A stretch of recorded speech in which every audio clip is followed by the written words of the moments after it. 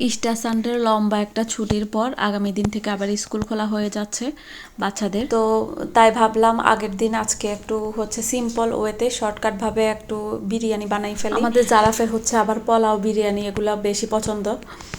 তো যাই হোক, এদিকে হচ্ছে জারাফের জন্য কিছু প্রয়োজনীয় শপিং করলাম। ও স্কুল থেকে সবার সাথে পিকনিকে যাবে, সেজন্য 3 দিনের একটা ট্যুর ওদের। তো চলেন ব্লগটা শুরু থেকে শুরু করা যাক। হ্যালো, আসসালামু আলাইকুম, ওয়েলকাম টু অ্যানাদার ব্লগ। কেমন আছেন সবাই? আশা করি ভালো আছেন। তো নতুন আরেকটি ব্লগ শুরু করতে যাচ্ছি, আশা করছি ভালো লাগবে। তো শুরুতেই যেটা বলছিলাম, একদম শর্টকাট ওয়েতে সিম্পলভাবে একটা বিরিয়ানি বানাবো। তো তার জন্য হচ্ছে মাংসটা বসিয়ে দিয়েছি। অনেক সময় বিরিয়ানি রান্না করতে গেলে আমি হচ্ছে মাংসটা আলাদা, আলুটা আলাদা ফ্রাই করি। আজকে এরকম কিছুই করব না, ঝামেলা করতে যাব না, একই পাতিলেই হচ্ছে সব কিছু করব। তো মাংসটা সিদ্ধ হওয়ার পরে হচ্ছে আমি আলুটা দিয়ে দিয়েছি, একটু কিউব কিউব করে বড় বড় সাইজ করে কেটে। তো আলুটা মোটামুটি সিদ্ধ হওয়ার পরে হচ্ছে আমি একই পাত্রের মধ্যে আবার চালটা ওয়াশ করে দিয়ে দিয়েছি। চালটা একটু মাংসের সাথে ভালোভাবে ভেজে নেব। আর পাশের চুলায় হচ্ছে গরম পানি ফুটতে দিয়েছি, মানে পানি গরম হতে দিয়েছি। পানিটা একদম টকবক করে ফুটে উঠলে হচ্ছে আমি চালের মধ্যে দিয়ে দিব। এই যে চাল আর মাংসের মধ্যে পানিটা অ্যাড করার পরে হচ্ছে আমি চুলার আঁচটা একদম কমিয়ে দিয়েছি, মানে লো তাপমাত্রা করে দিয়েছি।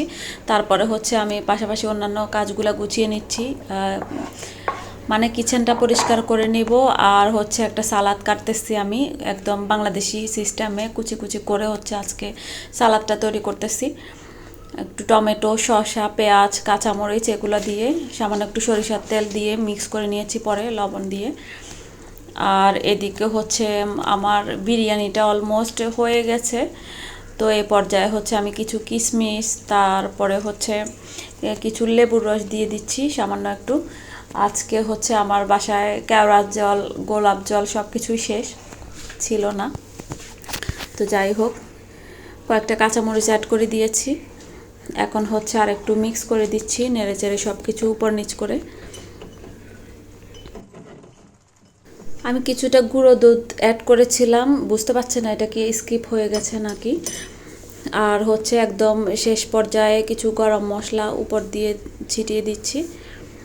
এই যে, কারণ আজকে হচ্ছে আমি বিরিয়ানি মশলা দিয়ে বিরিয়ানিটা বানাচ্ছি না, ঘরে থাকা মশলা দিয়ে বানাইছিলাম।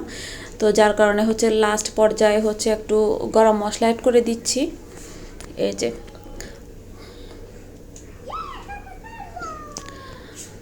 আর এদিকে হচ্ছে বাচ্চা পার্টিরা খেতে বসে গেছে, আমার 2জন আর একজন গেস্ট। এই যে জারাফের ফ্রেন্ড, ও আসছিল জারাফের সাথে খেলার জন্য দুপুরের একটু আগে। এই যে ওদেরকে একটু কোকটা সার্ভ করে দিচ্ছি। ওদেরকে আলাদা টেবিলে খেতে দিয়ে আমরা হচ্ছে কিচেনের টেবিলে খেতে বসে যাব।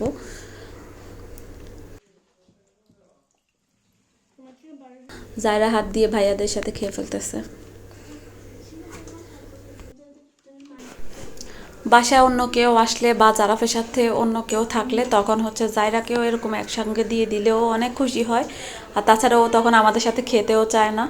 আর ম্যাক্সিমাম টাইম তো হাত দিয়ে খাওয়াই দিতে হয়। তো আজকে আর খাওয়াই দিতে হবে না, ওদের সাথে ও নিজেও একসঙ্গে দেখা দেখিতে খেয়ে ফেলবে।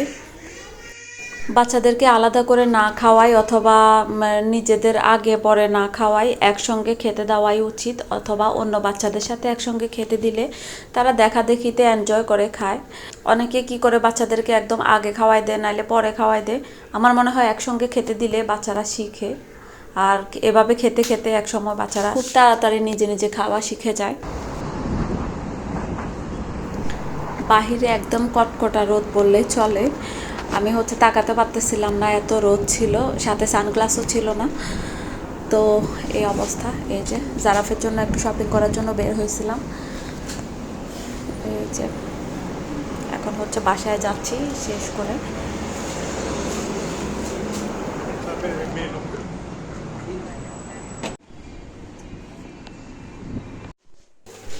এই যে আমরা বাসায় চলে এসেছি।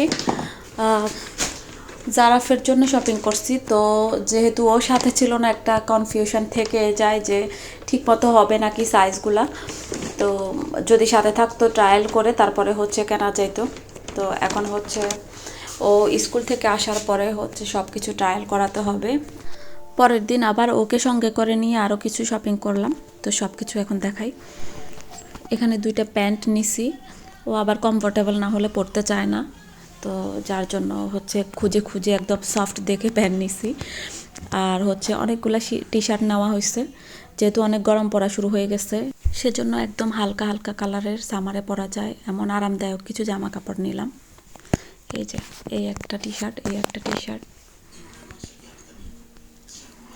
ওই যে এটা আর একটা টি শার্ট। বেশিরভাগ সাদা কালারই পছন্দ হয়ে যায়। এই যে এই টি শার্টটা একদমই সফট, পাতলা। এই যে এটা হচ্ছে রাতে ঘুমানোর জন্য পিজামা, ওখানে যেহেতু রাতেও থাকবে, 2 রাত থাকবে। আর এই যে শক্স নিয়েছি কিছু,